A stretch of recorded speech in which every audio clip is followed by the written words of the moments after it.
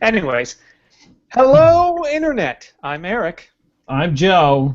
And you're listening to Just Cool Enough, episode 55, part 3. The Shiggity Schwundering. My Schwartz is as big as your. I see your Schwartz is as big as mine.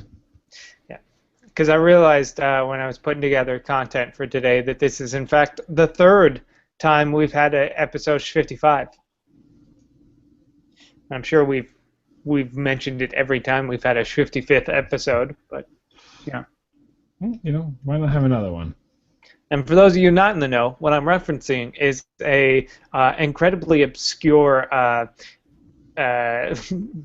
band, quote unquote, from like 1996. Yeah. Maybe no, it had to be 2000s. Yeah, it was like 2002. I guess that's when they got real popular. When Group X got real popular. Early days of the internet, like deep cuts. You're so old. Yeah, because I was like, no, it had to be after the 90s because it was in high school. It was like in high school where all my friends were really into it, and then I had to pretend to be into it, even though I didn't know what they were talking about. I was like, yeah, no, Group X, I'll sing the songs with you. And then I had to go home and watch all their things, all their Flash cartoons that somebody made, because we didn't have YouTube back then. And then talk about how you'll be able to pay for YouTube now. Yeah. Did you hear about that? If you don't want your ads, you'll be able to buy a subscription pretty soon so that you don't get ads. That's interesting. I'm wondering how that's going to work money-wise, because you get paid per ad, like hits and stuff. 40% of an ad goes to YouTube, and the other 60% is supposed to go to the people providing the content. Yeah, so if your viewer base is no longer, if they're just paying YouTube a fee so they don't have to get ads, does that how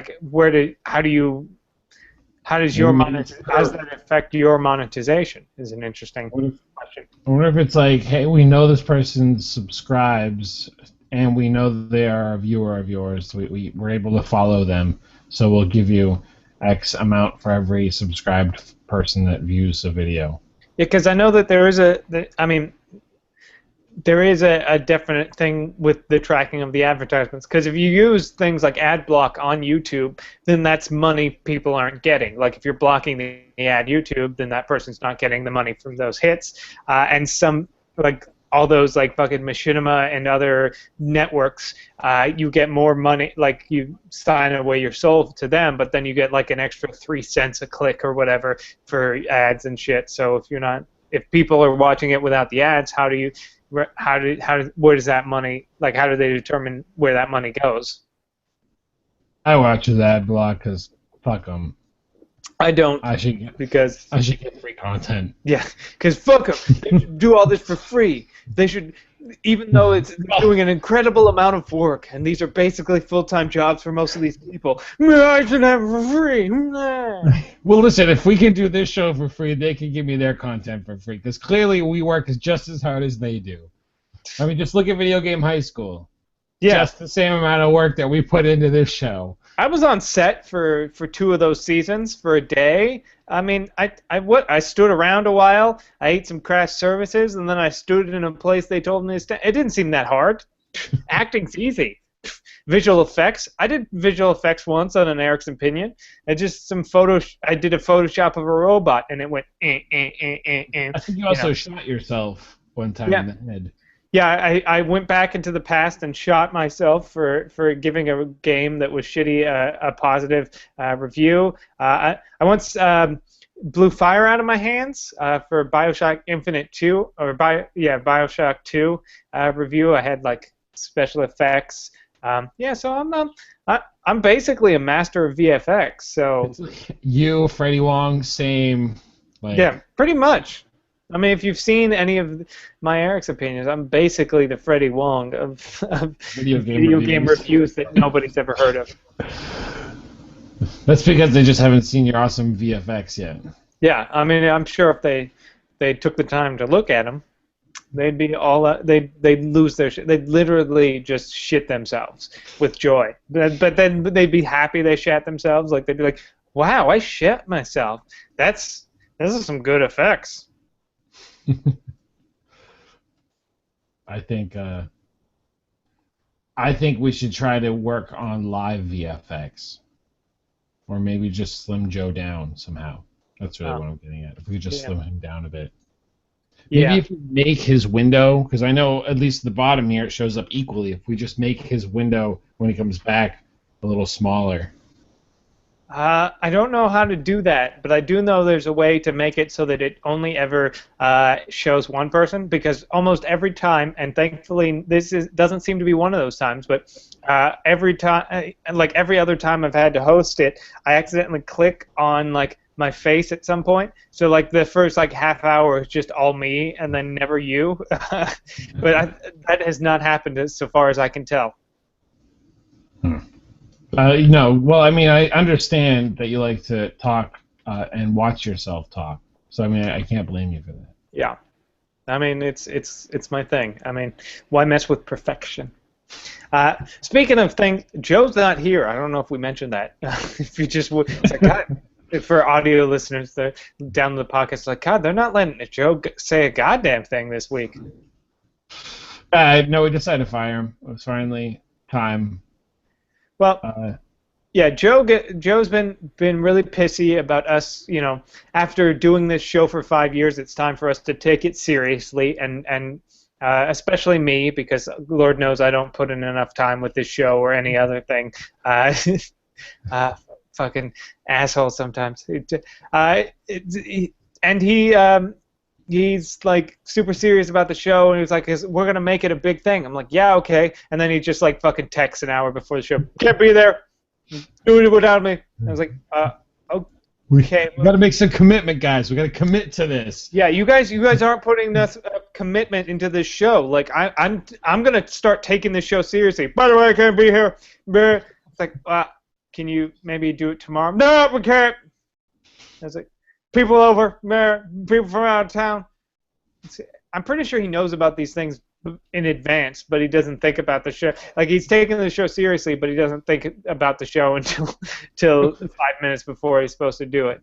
No, benefit of the doubt. Clearly, they call him and be like, by the way, we're going to stay at your house, regardless of whether or not you say yes or no, tomorrow. So we are an hour from now. So if you could let whoever that you had plans with know that an hour from now we will be taking up the rest of your life. Some dudes from Germany showed up, and I have to get them drunk. It's like, what? That doesn't. I don't think that's your job. I think you could not do that if you wanted to. Business. But in his defense, I don't know the details of his job or anything about it or where he works, but he is like me in that he did a bunch of community college and then eventually dropped out, and he seems to be somewhat well employed. So for somebody with just a high school diploma, I'm sure he can't. You know, I'm sure the job he has is great, and he doesn't want to lose it. It actually turns out he's never had a job. He's just been living off Sarah this whole time. But he has to randomly say these, "Oh, I'll be back. You know, I can't do it tonight in an hour," just so that it gives the illusion that he is responsible and has. No, he just started he just went onto Craigslist on M for M, and it's just like looking for German tourists to show up in Michigan randomly throughout the year and force me to take them out to dinner. No creeps. So that's just what it is. It's just a Craigslist ad every couple of months. Someone's like, yeah, we come here from Germany, yeah. I got some German clients that showed up, which isn't a complete lie because he, put on Craigslist ad. He is paying them a lot of money to do it. I mean, they are clients. What have you been up to since last week? Not a lot, I think. I did. Maybe. I was complaining to a friend of mine who was working on getting his Halloween costume together. I'm basically in one of these Google Hangout chats with the Donut Boys, Mickey, Eric, and Dustin, who've all done this show at some point, and they were just talking about stuff, and one of them said, like, like I don't have any friends, and I don't like going to parties. And I just replied back, and I was like, I don't have any friends, and nobody invites me to parties, so I'm there. And then Kyle was like, oh hey, you can come to this Halloween party. So now I have to go to this fucking Halloween party on Halloween, which is giving me all kinds of anxiety about that. Oh, why? Because you're not sure what to dress up as? Because I feel like you have plenty of costumes. Yeah, but like it's one of those. I don't know if it's a thing where you are, but it seems like in Hollywood, you don't just like the people that live in Los Angeles, my age, which is 18 to 73, apparently, you know, whatever. but we can all play high school. Is that you don't just go out and buy a costume because that's unheard of. I guess you kind of make one. I think is what, even if it's not great, as long as you like kind of like put some effort into stuff. So I mean I have an idea. The fat kid with a very terrible looking like Iron Man suit that barely fits that he made by himself will still get more credit than the guy who went out and bought the Iron Man like plastic clothes at the local Halloween shop. Yeah, I mean I've got a Dracula costume that I bought for a sketch, and a Batman costume I told everyone I was buying for a sketch, but then I just forced them to do a sketch about it after I bought it. I've got a Chewbacca costume from when I was like in junior high that still fits me. I mean, I've got like proper costumes, but I've got a spacesuit that I bought because for no other reason than I was at the Griffith Park Observatory, and then I saw that they sold adult-sized spacesuits. And then I bought the helmet, which you can see right here if you're watching the video, because I was at the Space Shuttle Endeavour, and I found out that they sold helmets. I said, that would work great with that spacesuit I bought. It was child-sized, but it fits me. So I love and hate those buys at the same time when you're like, I don't really need that spacesuit, but damn, it would be a shame to pass it up right now. Well, me and my mom, we just went to the Griffith Park Observatory like a year or two ago. It was like 2 years ago, because we hadn't ever gone. Like we tried to go once before we moved here, but it's like closed on like Wednesdays. I don't know. It's like got a weird, like it's open every day of the week but Wednesday or some shit. We showed up like before we moved here and it was closed, and we're like, I guess we'll just kind of look out the view and then go somewhere else. I think we went to House of Pie afterwards, but we finally got a chance to actually go there and when it was opened, and we were like walking around, and then we hit up the gift shop because you always got to at least look, and I'm like, oh, this is cool, and I saw all these like child-sized like flight suits. I'm like, oh, that's cool. I wonder if they sell those in adult size. And they did. And I was like, I'm going to buy this because I'm a fucking child. Again, why wouldn't you? I don't need it, but why wouldn't I buy it? Of course I'll take the opportunity. Yeah, at this point, I just buy things in hope that, and just say that it's for a sketch later on. Or I write sketches now specifically for the various costumes and weird hats that I have. No, it makes total sense. Yeah, obviously. So, I mean, I have my idea for a costume. I kind of threw one together for my last sketch show of, like, this tourist, like, because I've got, like, an old Hawaiian shirt and some Mickey Mouse ears and stuff like that. And I was going to kind of, like, go full on with that. I got a fanny pack now. I'm going to wear shorts and flip-flops with socks on and stuff. And I haven't decided how I'm going to do it, but I'm going to do the whole like where you have like sunscreen on your nose. I could just use sunscreen, but I don't know if that stuff's going to last. That like how well that stuff stays on you and doesn't fade away. So I might buy some of that like white pasty makeup stuff to use instead of actual sunscreen. But I don't know. I haven't decided yet. I think it's like copper something. Copper. Yeah, it's not copper tone, but copper something to get the white thing that stays. Yeah.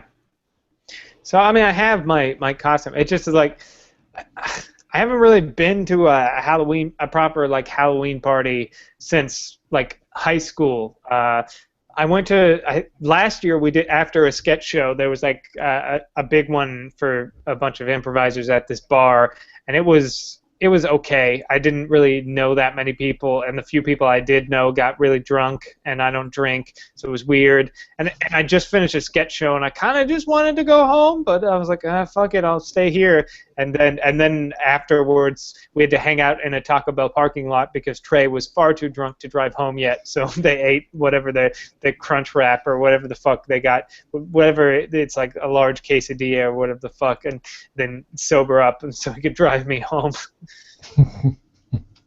But this is like a proper party.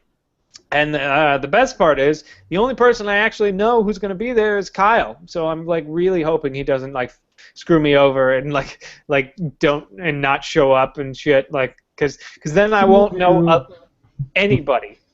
I won't know a single goddamn person there if he's not there. So yeah, that's where you just pretend you know people. Hey, it's been a while since I've seen you. How you been? Just see how far you can fudge it. Yeah, but that involves talking with people, and that's not something I'm. Ugh. Yeah, but if you turn it into improv, like it could be like a good improv chance. Yeah. There's a learning experience. Yeah, I'm sure, and then there might be some cross because I saw like the girl who's throwing the party. I wouldn't say I know her. I met her at one of Kyle's board game nights. The last one he did like 2 weeks ago, but we didn't really talk much. So I wouldn't say that I know her. But then I noticed, obviously, I was Facebook stalking her, that she's like got a bunch of mutual friends in the improv community. So I'm like, oh, so maybe, so if all else fails, I can kind of talk about that. But I don't know. I'm basically gonna try and like hang on to Kyle, but then Kyle's got this awesome costume planned, so everyone's gonna be like talking to him. So then I'm gonna like have to talk to people because he's talking to people, and it's gonna be awkward. It's a nightmare. Basically, like I joked like nobody invites me to parties. He's like, oh, and then he like Facebook invited me, and I immediately started to have a panic attack. Well, I had a Halloween party this past weekend that I went to, and well, Friday my school had a haunted locker room, so I bought this makeup kit called Zipper Face, and it looks like you have a zipper that runs down the middle of your face. It was really cool, and of course I have plenty of costumes, kind of like you, because I collect them for LARPing and other various reasons. So I used one of those, and then Saturday I was going to Boston to go to, or no, sorry, Friday night I was going to Boston to a costume party. I was like, oh, I don't want to be the Zipper Face though, so I decided to go as a zombie, and I bought all this really cool like liquid latex, and I did this really cool face that didn't come out so well on Facebook because the flash makes your latex like blow out. Yeah.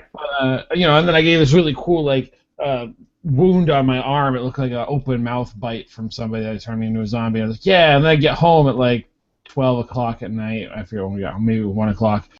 I go to start taking the stuff off. It's really cool because it peels off like glue, like when you're a little kid and you have the Elmer's glue. So I'm like peeling it off my face and having a blast, and then I go to take it off my arm, and it doesn't come off my arm because I have arm hair. Yeah, that'll do it.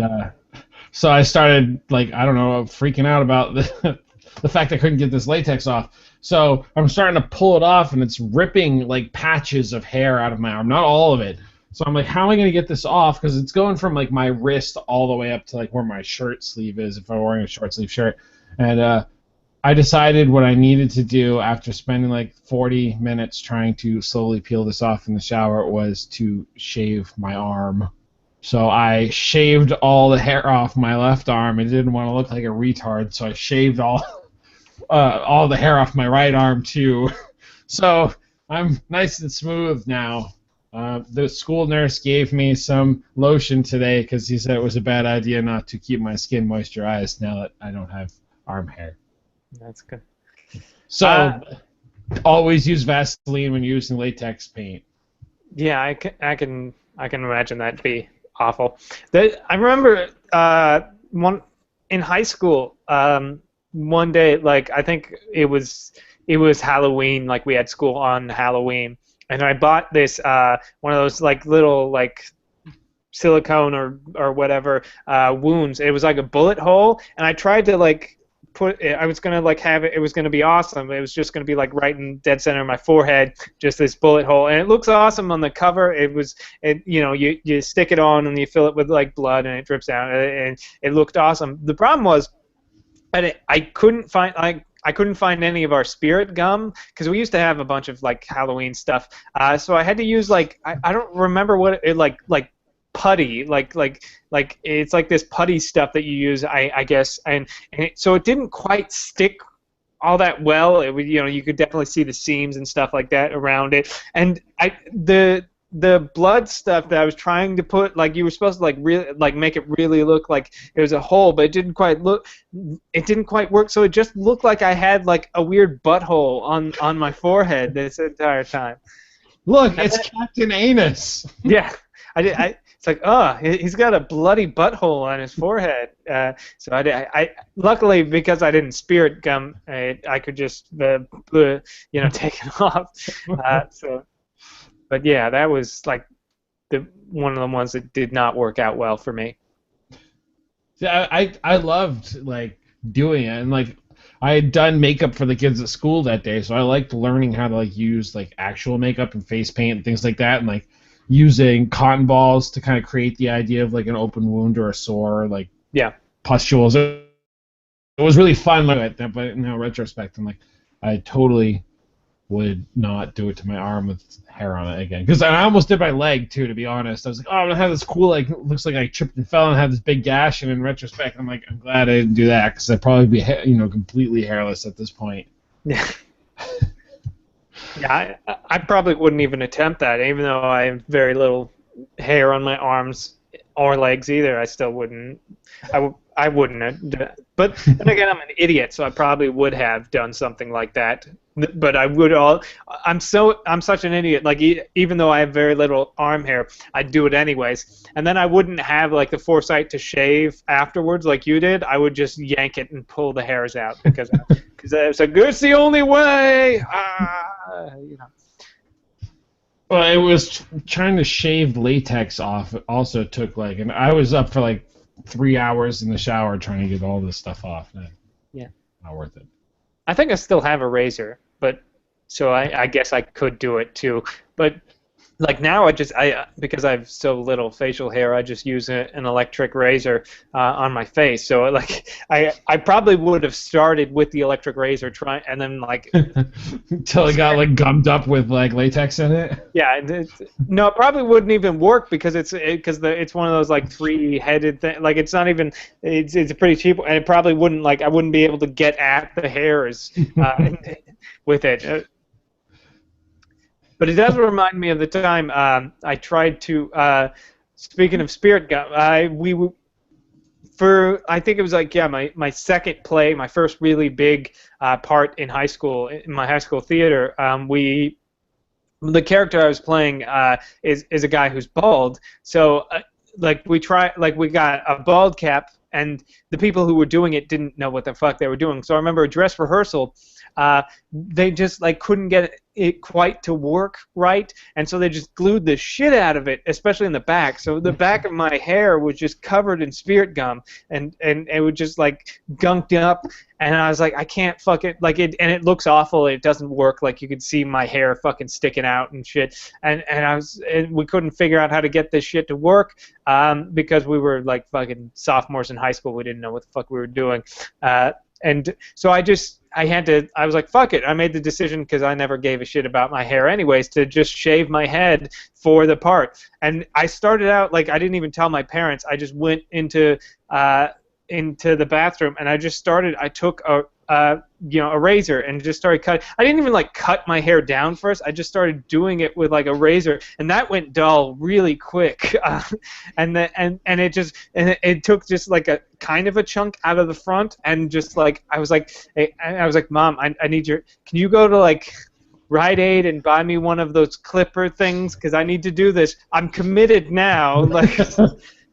So I had to go and do it, and especially just to get the shit out of the back. So I just buzzed all my hair off, and then tried using the razor on the top to like finish it off and like cut myself. So even though I was bald, I still had all these scabs and shit on my head and stuff.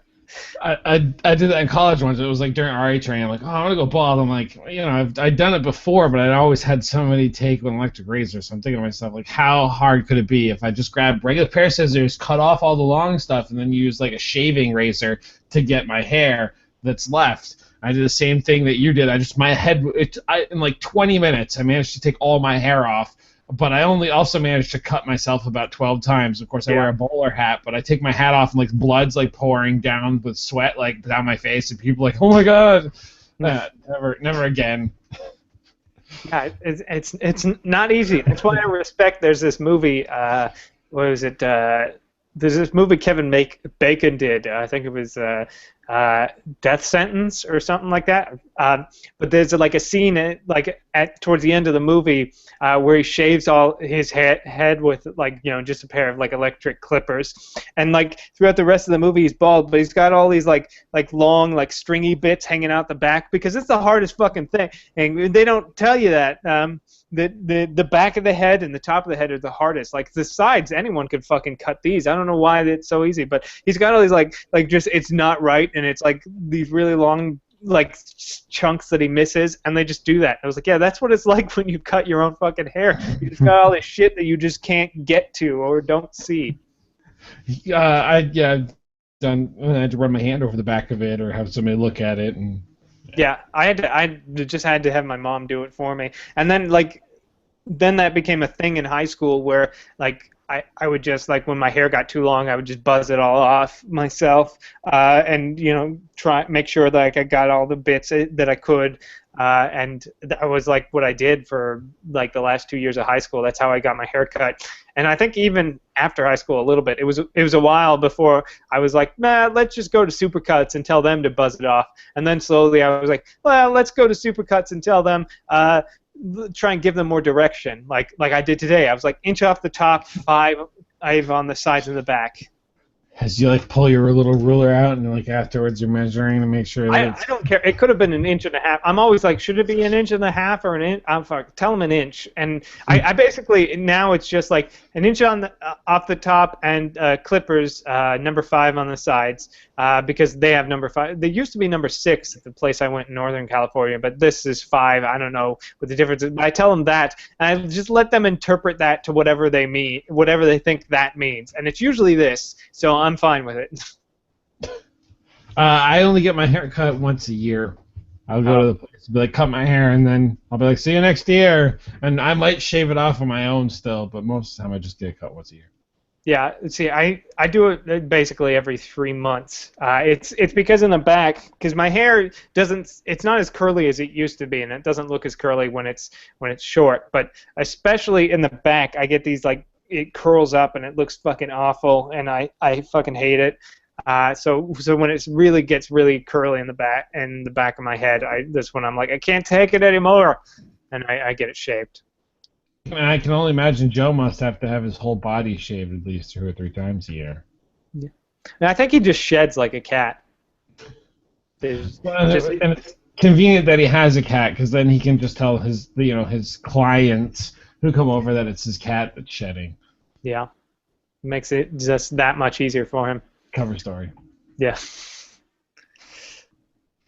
Speaking of cover stories, we need to talk about stories, I guess, because we've got nothing else to talk about, unless we do, which I don't know. Things will come up if they do. But anyways, transitions, as smooth as this one. So apparently there's, in the University of Pennsylvania, they have started a new class that is basically a class where you show up and just dick around on your laptop or tablet or phone for the entire time and then leave. And that's the class. So it's like going to Starbucks. Yeah. Except you get credit for it. And this brings up an interesting point, I thought, because I'm actually... I know I play off that I'm this loser with no friends who's never actually spoken to a girl without pissing his pants or throwing up, but that's just because I'm doing this for college credit. This has been a 5-year-long class for college credit. It's a master's level course, is what you're saying? Yeah, it's actually my postdoc. I'm getting a second doctorate in this. So I'm actually an incredibly well-educated person, but this is all just my postdoc thesis. Uh, so, is there? I would love to see the syllabus for that class. Do you get in trouble for not showing up?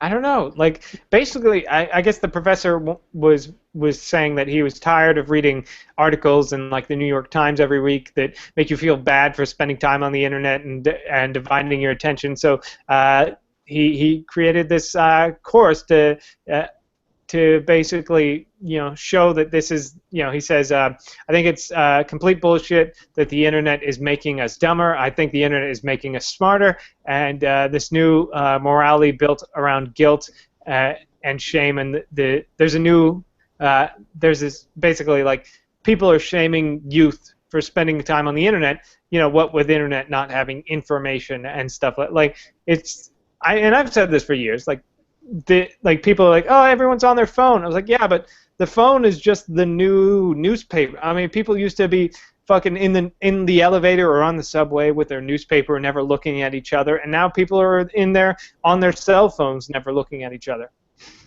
No, I think you have a good point, and I also think that the internet provides not that it makes you dumber, but I always enjoy the fact that like if I don't know the answer to something, I can go look it up. Yeah. But we talked about that a few weeks ago. Like, it's nice to have it right there. But there is, I mean, there could be a point being made towards the fact that you're not learning. You just have the answers at your fingertips. Like you difference between being given an answer and learning the answer. Like I can look up anything. I'm not going to retain anything. I just I Google something like what's this, and then Google will tell me, and I'm not going to retain that mostly. Like I'm not learning actively as much as I would be from other sources. But it's just now there's things we don't have to worry about, I guess. Oh, but I could continue. I could make an argument that says you have to know/learn to think critically, because you might find out from Wikipedia that the Eiffel Tower is in Dallas, Texas, and so you might want to learn how to think critically so that you can go find out and make sure that answer is true. Because I can't tell you, we talked about on Facebook a few weeks ago, just all the bullshit that comes through Facebook that's like this and that about some stupid shit going on, and then you're like, oh, it's from some backwater news company that really is just making it up to get people to watch it and look at their page. Yeah, people make that shit up all the time, and that's not any different than things before. I mean, newspapers and magazines used to make shit up all the time. We like to think that like our nation's journalists are these beacon of integrity and always have been, but that's actually an incredibly recent thing. It used to be newspapers were owned by large corporations and businesses, and they printed whatever lies that they wanted to, and there was no, like, journalism and journalistic integrity are incredibly new concepts for humanity. But yeah, it's the same shit, like, you read on Facebook or Wikipedia that some shit happened, and it's no different than reading in, like, some shitty newspaper or pamphlet or watching some shitty news program that tells you some shit that is not true in the slightest. So there's a certain degree of being able to sort out the shit from the not shit, yeah. and trying not to get taken in by sensationalized news media. Yeah, and people are always going to be fucking gullible people that regurgitate whatever horse shit that they hear. We call them family members. But we, there are always people who do that. They heard a thing and they regurgitate that thing because they heard it. And they don't ever think critically about what that thing is. That's why we have advertisements. Because it's like, oh, I heard a thing on this thing that it must be true. Like there's this, it's been this series for like 6 months now. They've been running ads against this proposition that's being voted on called Prop 46. Like 6 months, long before like sample ballots and shit came out. They've been constantly, just every day, multiple times a day on TV, on YouTube, just all over the place saying, don't do this, it's bad, don't ever do it, like vote no, vote no. I'm like, God, this thing must be really good for me because they really don't want you to do it. Yeah, because they really want me to vote no. Like they're spending a shitload of money to get me. So it must be someone with deep pockets telling me not to do this. So it must be good for me. It turns out it might. I don't want to it seems like it might I think I voted yes on it. I don't remember. I vote absentee and then I forget what I voted for. But yeah, I was like fuck, this is probably really good for me. Vote no for covering your house in napalm. They put out a whole bunch of ads. People like, oh, it must be good to have napalm on your house, and they vote it in, and then because the things that are good, the things that are good and obvious, those like. There's two propositions that are basically, hey, if we're not in a drought, let's save water. And I was like, yeah, that's a good proposition. And they've been airing those ads for the past week, you know. But 6 months now, it's like, don't vote there. The trial lawyers are the ones who wrote this one. It's gonna cost us $1 billion, and Obama's gonna come and kick you in the dick, or whatever the fuck their ads say. That sounds about right. Yeah. So people will believe whatever. You know, you can't convince all the people. Some people are sheep. It's just the way people are. Well, I mean, if you go on the internet anyway, everything's true. So. Yeah, I read it. Or you heard it here on this show, because everything we say here is true. By the way, did you hear the Earth is flat? I did hear that. I read it the other day on the internet. And there is no moon. It's actually just an optical illusion. It's like flat and it just hangs up there. It's like a projection almost on a piece of cardboard. Yep, all of that's true. Speaking of things that are totally true, America is, I don't know, sometimes. Well, I won't say America. Florida sometimes feels like it's a third world country and not part of America. As we all know, Florida is a god-awful garbage place. And if you're from Florida, you already know that, so I'm not going to apologize. If you're from Florida, you're saying, yeah, it is. And if you're offended by this, obviously you've never been to Florida. But apparently there's a Florida town that is worried about Halloween this year and all the trick-or-treating, not because of razor blades and candies or child abductors or whatever it might be. They're worried because they have a real big problem of wild boars, and they're worried that wild boars are going to attack all the children that are trick-or-treating. Because apparently this is Bulgaria now, where we just have wild animals murdering people in the street, not America, where we don't do that. I've never heard of anybody just murdered in the street here in America. Yeah. Well, we murder each other in the street, but wild animals running around, that's kind of that's a thing that doesn't. It's supposed to happen in post-Soviet countries, not America. Well, that's because here in America we pave over that shit, so we don't have to worry about it anymore. Yeah, and then we write on the internet that it didn't happen, and everyone forgets. I read that actually never happened. I forgot. Thanks for bringing it up and reminding me. Yeah. So apparently, there have been a lot of wild boars in this place in Florida, in this neighborhood. They say local wildlife trappers have say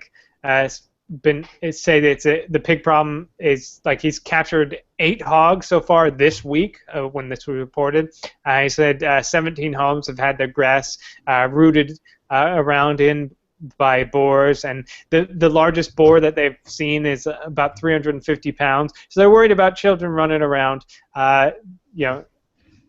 with all these fucking wild animals attacking them. See, they have it backwards. What they need to do is arm those children, give them axes and swords and things, so that when they kill the boar, because there's so many of them, they should level up pretty quickly. Yeah, I can see that. Because what's a boar? Level 3? Maybe? Unless we're talking fell boars, so they're 58, 60. It depends. Are they? Which expansion are they on? Are they rolling Death Knights? Because a Death Knight, you can basically, especially if you're a Blood Death Knight, you can just keep yourself going, just heal yourself up. Or a Paladin's pretty good at that. If they're priests, they're kind of fucked unless they go Shadow. So I don't know. Maybe if they get together. If they get together and raid, they could probably do all right. I've seen a bunch of children get together and take down Hogger, so it's so a couple of boars shouldn't be a problem, even if they are high level. And the more you kill, I think so at 300,000 or something like that, you'll get to level 80, something like that. Yeah. But if they are in a raid, they can't gain XP, which is part of That's the true. issue, I think. So don't have too many of your friends help you out. Yeah, so keep it down to just about 5 people. Yeah. Oh, South Park. So did they mention how they're going to take care of these boar, or are they just going to let them run free and eat children? No, I mean the wildlife trappers are basically just going around searching for boars and trying to get them. But there's a gang or gangs of them that have been running amok, making in this neighborhood. So they're just really worried that wild boars are just going to be roaming around while kids are trick or treating. See, I'd be more worried about what happens after the wild boar, because I know there's a large population of like pythons and anacondas because people get them as pets and then they grow too big and let them free. So I can imagine those are going to eat the boar and then they'll get bigger, and then all those sci-fi movies that we've been watching and laughing at for the last 5-6 million years on Sci-Fi Channel will actually be true, because the snake will be huge from all the boar that it ate. Well, I mean, Florida is prone to hurricanes. And they have this boar problem. So what happens when a Boaricane shows up? Say like Sharknado, except Boaricane? Yeah, Boaricane. Then we have to worry about a torrential downpour of boars all attacking. On the upshot, though, if they you cut one in half and you have a great sandwich. It's true. Boars do make good meat. I saw this whole thing on Bryant Gumbel about not using factory meat because the animals are tortured and it's shitty. So you should just hunt for your own. So it's great. Just go to Florida and kill some of these wild boars, and then it's then you can eat that meat, and you don't have to feel bad about all these horrible factory produced meats where everything, like all the animals are treated like shit and tortured for their very long painful lives until we slit their throats and they're like, soup's on. See, but if you had a lot of people out hunting, I think you would be in competition so much, and the wildlife would get thinned out. What we need to do is take chunks of the country and ship them over to West Africa to hunt, because either they'll get the animals or you'll get a bull and die, and either way there'll be plenty of food for people to get. Yeah. I mean, we got a lot of people. I mean, basically too many people. So a couple of people get gored by boars, like Robert Baratheon. A couple of people get Ebola. I think we break even.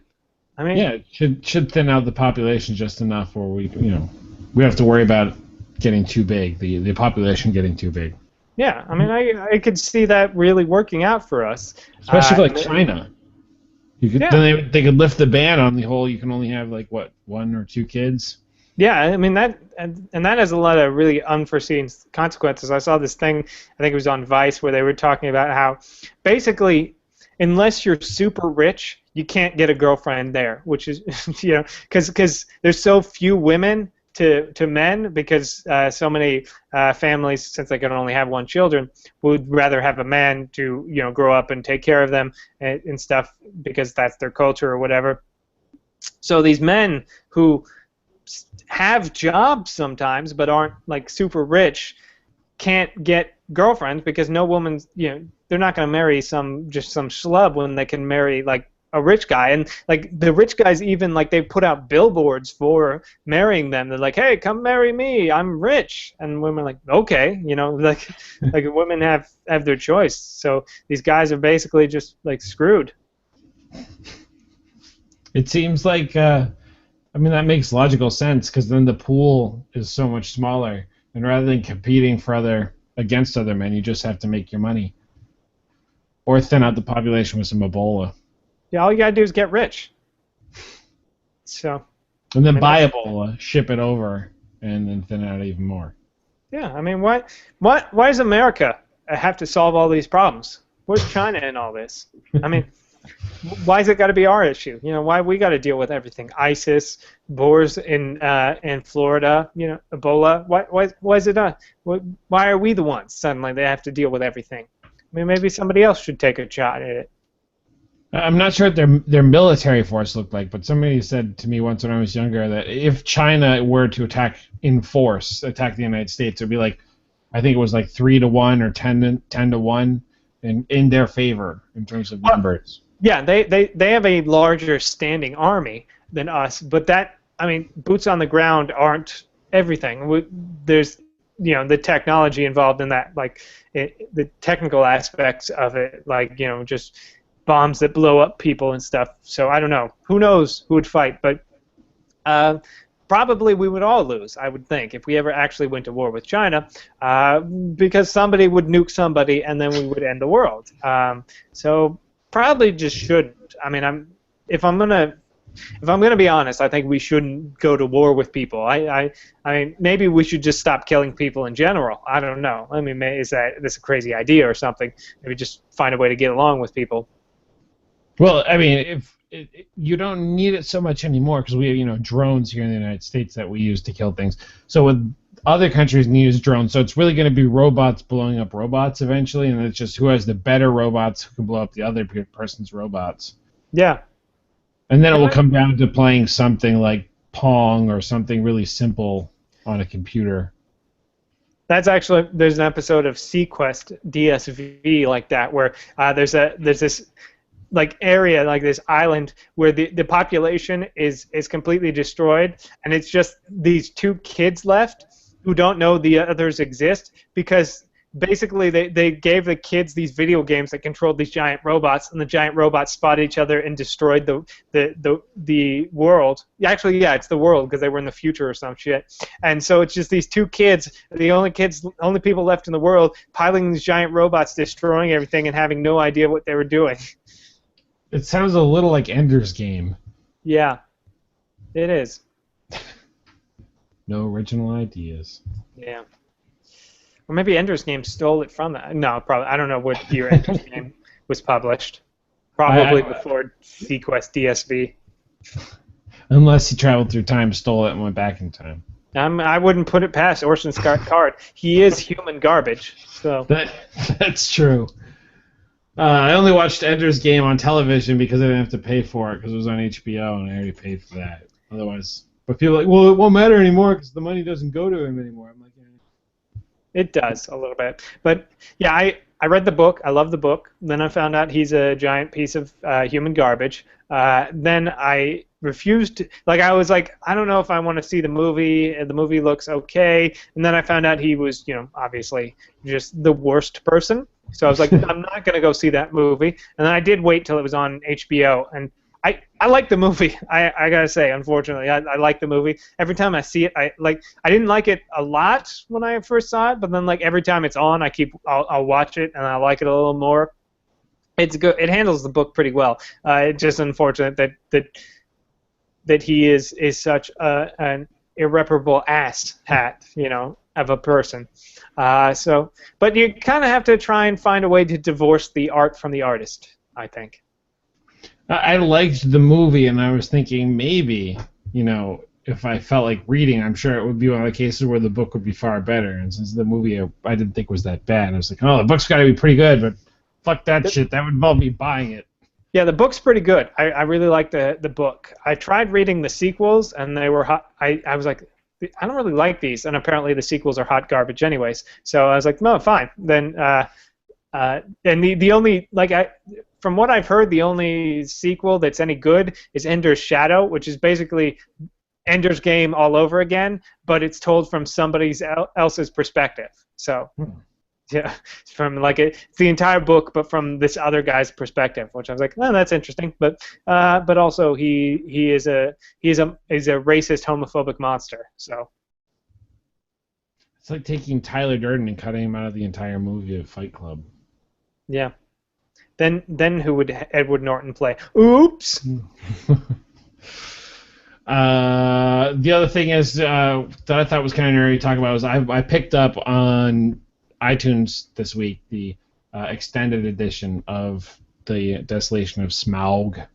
Ah. And then because that movie wasn't long enough. Yeah, well, and there's not a whole lot of new scenes, but all the scenes they cut out, you're like, why? Like, why?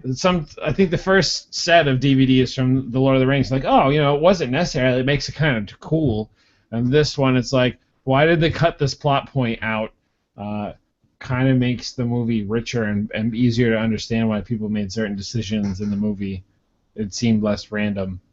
Yeah, I don't think I like the Hobbit movies that much. I mean, I definitely don't love them. I like them fine, but I fucking love the Lord of the Rings movies. But the Hobbit, it just feels like I don't know how to like fix it because he added so much to that's not in the books to those movies, but I can't get mad that much because it helps because the book doesn't make any fucking sense. It was written in 1936, and it's these fucking 12 dwarfs and a hobbit sing a bunch of songs and say we're gonna go kill a dragon, we're gonna go kill a dragon. Then some random guy you've never heard of kills the dragon, and it's like, what? Okay, and it's just this. It's a children's book essentially. So like adding all this stuff, like developing the backstory of Bard and all that shit. Like I get why he's doing that, and I get why he added all this stuff. It's just like ugh. You know, like because he added all this stuff with Gandalf that's not in the book, but it helps because Gandalf just like shows up at random times. He's like, hey, let's go on an adventure. By the way, I have to leave. Hey, I'm back. I will meet you here. And then he never shows up again. And then until the very end, he's like, sorry, I was late. I got caught up in traffic. Anyways, that was a fun adventure. And you're like, what the fuck? Where was he? Well, and that was the thing was with part of what they cut out, and I won't go too much into it, but it was like they're like, oh, this is why Gandalf needs to leave, and it's important for him to go. And then it cuts to him, he's like, I'm going to go because I have this important thing to do. And you're like, oh, that makes sense. But in the movie, like you said, the original one, he's just like, I got to go now, bye, and disappears. He's like, what the fuck? Well, it's even worse in the book because he's like, hey, we're going on an adventure. I'm not going, though. Bye. And they go on the adventure. They get captured by goblins, and Gandalf shows up, and he goes, Deus Ex Machina, hey, I'm saving you from these guys. Anyways, I got to go. Bye. And then they're like, what? And then like, he's like, I will meet you here, and then he never meets them. And then after the Battle of Five Armies, he's like, sorry I was late. No, sorry all those people died. Anyways, bye. I feel like that's like any Sega Genesis game I ever played where there was some kind of overarching storyline there. The game's like, this is really fucking hard. Oh, look, guy took care of everything. Now I don't have to worry about the hard parts. Well, that's one of the things about The Hobbit especially, but The Lord of the Rings also, is that they invented modern fantasy the way we see it. The way we see fantasy is because of those books. Before then, it was all King Arthur and shit like that, which are good, but they're not what we think of when we think fantasy. So they're a little weird because they don't follow the traditional tropes because those hadn't been invented yet. A lot of what they invented the genre that we all enjoy, so it's slightly off. These are really old books. Like The Hobbit was like 1936 when that came out. The Lord of the Rings was in the 60s or in the 70s. So like it's off. Like the fucking Lord of the Rings. I like it a lot, but there's just so much of it's so long-winded at points. Like the entire Council of Elrond chapter is just so ungodly boring. So let's just cut out all the ungodly boring stuff and turn it. No, they turned like that was the thing that the chapter I fucking loathed that took me like a week to get through because I fucking hated reading it, and he turned it into like this incredibly tense, like awesome scene in the first movie. And I was like, oh, this is amazing. Like, he turned it the way I wish it was. And it was all this stuff that was like, it wasn't like that in the book, but this is kind of how I imagined it should have been, you know? I felt like the second movie of The Hobbit and like a good maybe 2/3 of the first part of The Hobbit was like a giant car chase scene, but it just kept going. I mean, it made sense because if they'd slowed down too much, it would have gotten boring. But it was just like, we gotta run. Oh, good. We gotta run again. Oh, good. We got away. And even in this one, it's like, oh, we gotta run again. Oh, we got away. So excessive, those movies. It just like the whole barrel thing from the second movie, and it's in the book. They climb in barrels and escape, which is fine, but. And I like that scene, but it's like 40 minutes long, and it's crazy. It doesn't have to be that long. It didn't have to turn into a giant battle scene, but they had to, like, again, I get why he's doing. Like, he's got all these orcs that aren't in the books at all, but part of that is because the Battle of Five Armies happens, and you never get to see it. And and like this last movie is going to be the Battle of the Five Armies, which is I have no idea what it's going to be like, because if you've read the Hobbit book, the Battle of the Five Armies in the book is, oh God, there's about to be a battle of 5 armies. And he's, get ready, Bilbo, and then somebody hits Bilbo in the head with a rock. He passes out. He wakes up the next chapter. Half the dwarves are dead, and the battle's over. and Gandalf's like, "Bro, sorry I was late." And you're like, "What?" So I can't wait to see what he does with the actual Battle of 5 armies, because it's basically not in the book. Well, they were mentioning, like I was watching one of the Easter eggs there. They're like, oh, it was really cool about filming the middle movie because all the stuff that we put in the middle movie was all made up. So as actors, it was kind of cool because we just show up to the set and be like, what are we gonna have them do today? Oh, well, we'll just make this kind of the scene up and let's go do it. And they could just kind of add whatever they wanted to into the movie. So I wonder if the Battle of the Five Armies could be approached the same way. Like, yeah, it wasn't in the book, so we're clearly going to have to make it up. So what do we want it to be like? Or are we just going to have Bilbo get hit in the head and pass out and do a cut scene? And yeah, I don't know. But like I saw like in the trailer they released a couple of months ago, like they have like they're riding goats into battle or some shit like that. And I don't. It was just in the book. It's literally like 5 armies standing at each other. Bilbo gets knocked unconscious and he wakes up in the next chapter and it's over. So I have no idea what they're doing. But I'm sure it's going to be incredibly excessive and over the top and way too much. Like everything. They need to be riding boars into battle, I think. No, they're riding like rams. So. Well, it should be boars, because that would solve 2 problems. Yeah. Then they can fix everything. But unfortunately, things don't always work out the way we want them to. Like jokes, Speaking of which, I think it's time we stop talking about all this Lord of the Rings bullshit and start plugging each other. Sounds good. Yeah. I really have nothing to plug. I don't know. Like, I try and be I try and plug things that aren't like it's a YouTube video with 40 million hits. I was like, yeah, you probably already fucking seen this shit. So why do I have to plug it? I haven't the slightest idea what I'm gonna plug. I'm gonna plug Video Game High School. If you didn't know season 3's already started, then you should go check it out because it's on its 3rd episode already. Yeah, and it's been pretty good. I'm enjoying this season. It's last season too. Sad Panda. Yeah. Well, they're gonna continue the Video Game High School universe in some fashion, but just like this storyline of these characters is over. So I am not in this season, but I am still very prominently displayed in the opening credits scene. So you can still see me. So technically, I'm still in it.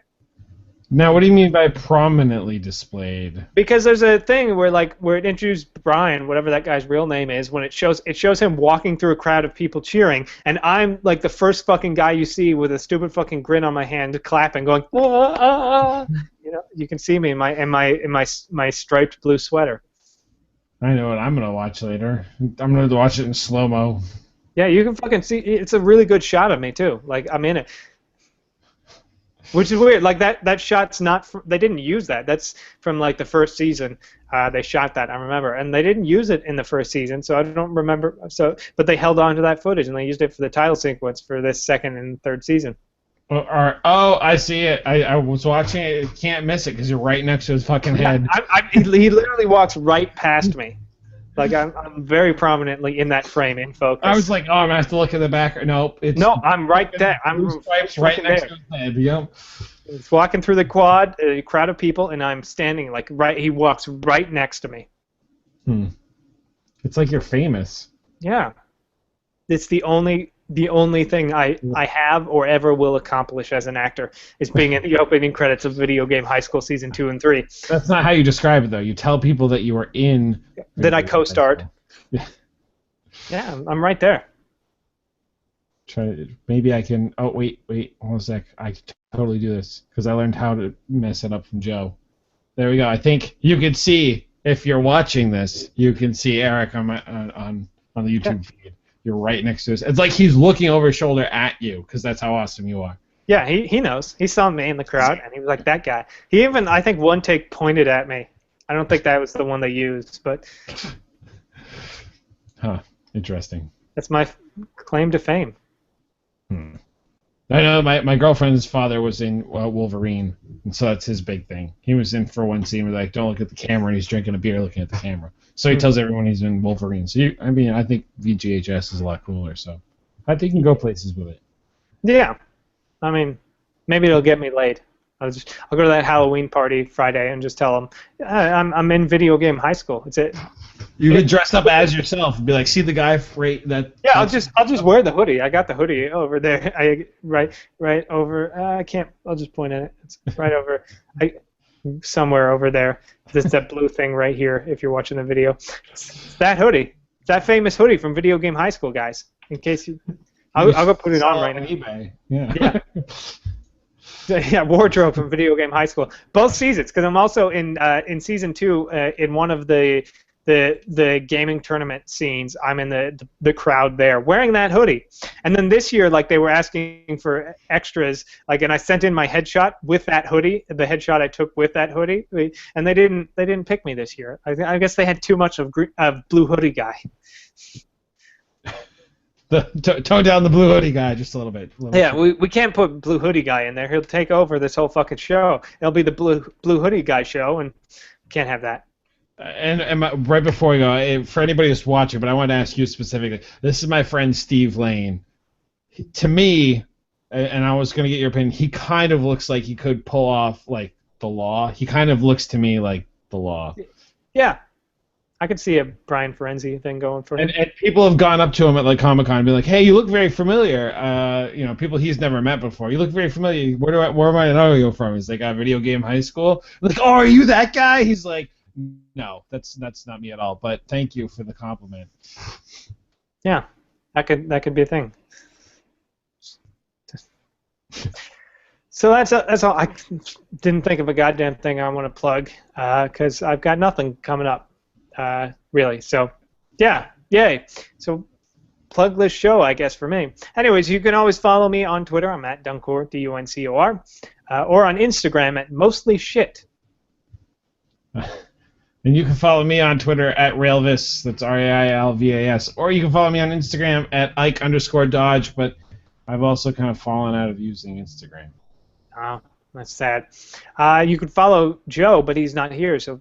Fuck that guy. Get that guy, yeah, tell Joe to fuck off. But anyways, thank you guys so much for checking this show out and watching it and listening to it and all that stuff. We've got a website, justcoolenough.com, in case you didn't know.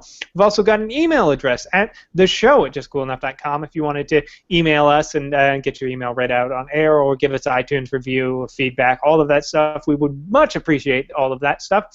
But anyways, until next week, have a safe and happy Halloween, and we'll see you then.